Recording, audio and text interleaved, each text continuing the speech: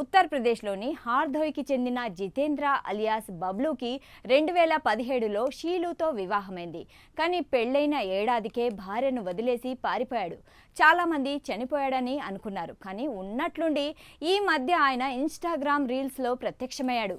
అది కూడా మరో మహిళతో. ఆరా తీస్తే ఆమె తన రెండో పెళ్లామని తెలిసింది.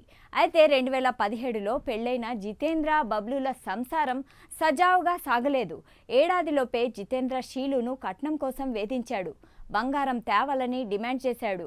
భార్యాభర్తల మధ్య గొడవలు పోలీసుల కేసు వరకు వెళ్ళాయి.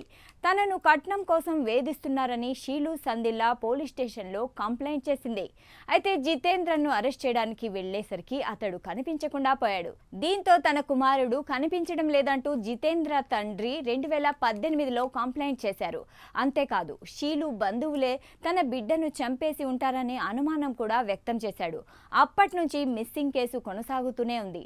షీలు కూడా తన భర్త ఎప్పటిలాగే వస్తాడని ఎదురు చూస్తూ ఉంది. ఈ క్రమంలో 7 ఏళ్ల కిందట మిస్ అయిన జితేంద్ర ఇన్స్టా రీల్స్ లో ప్రత్యక్షమయ్యాడు. అతని పక్కన మరో మహిళ ఉంది.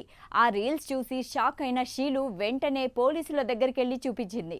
దీంతో రంగంలోకి దిగిన పోలీసులు జితేంద్ర మిస్ కాలేదని, అంతా స్కెచ్ ప్రకారమే తన మొదటి భార్యను వదిలేసి మరో మహిళను రెండో పెళ్లి చేసుకుని లుధియానాలో సెటిల్ అయ్యాడని విచారణలో తేలింది. తన ఐడెంటిటీని మార్చుకొని కొత్త భార్యతో సంతోషంతో రీల్స్ చేసుకుంటూ పాత పెళ్లానికి దొరికిపోయిన జితేంద్రను పోలీసులు అదుపులోకి తీసుకున్నారు. అతన్ని మొదటి భార్య పెట్టిన పాత కేసులో అరెస్ట్ చేయగా, అలాగే అతడిపై భార్యను మోసం చేసి పారిపోయిన అభియోగాలను కూడా నమోదు చేశారు. అయితే ఈ మధ్యకాలంలో పలు కేసు విచారణలో సోషల్ మీడియా కూడా పోలీసులకు సహాయంగా నిలుస్తోంది.